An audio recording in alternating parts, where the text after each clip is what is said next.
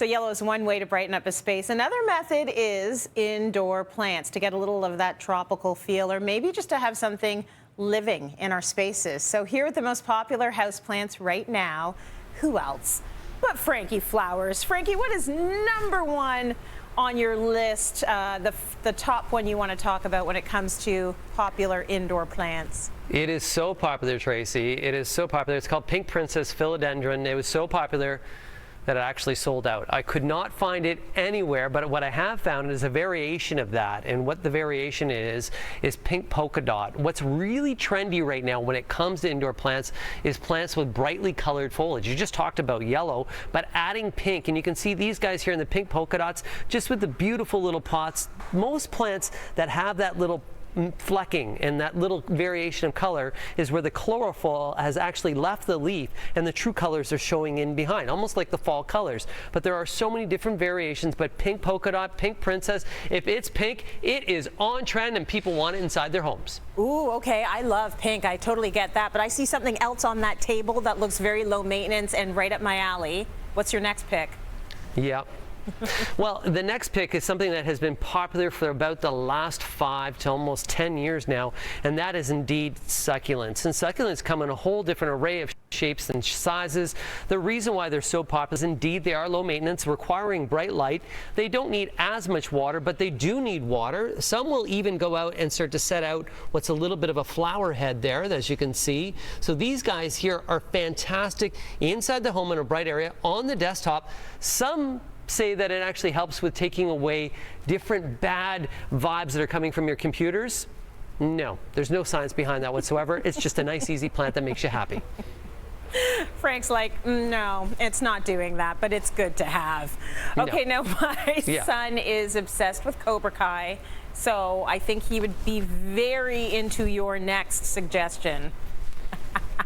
Yeah, you know what? Cobra Kai on Netflix. What a show. Karate Kid. I was a big fan. I still have a crush on Elizabeth Shue, which was one of the actresses in there. It's probably the one that I'll talk about that later. But as we can take a look at the bonsai, some of my recommendations, you'll see a lot of different variations of bonsai. Probably the easiest one for you to get is the bonsai that's been shaped as a jade. So this is just really a jade that's been pruned and pruned down.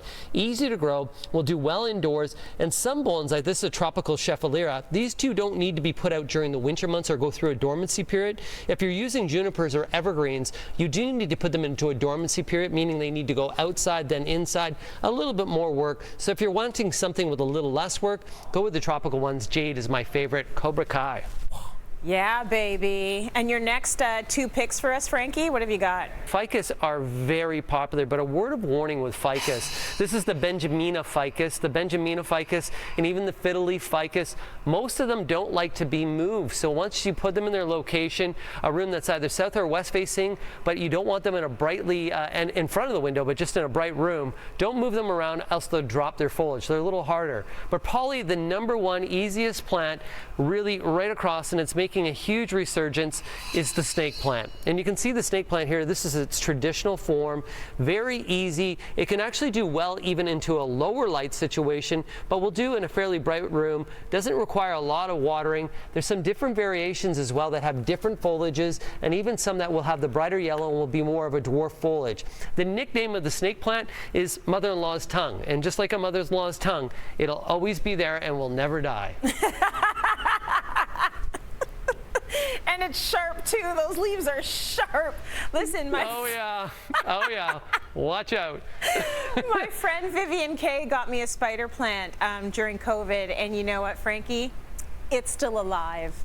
So I'm quite proud of myself for that. Yes. Before you go, Franky, and I know you're going to be back, but is there anything you would suggest we do not bring into our house as house plants? Something that might be a little bit more picky that we should stay away from? Well, the thing is if you have kids or pets, really be aware of the houseplants that you're bringing inside your home. A plant like Dieffenbachia can be really harmful to kids and pets, and even if Easter lilies and anything from the lily family can be toxic. So before you bring plants into your home, get to know them. If you have children, you have pets, make sure they're safe plants for your family. So good, Franky. Thank you for that.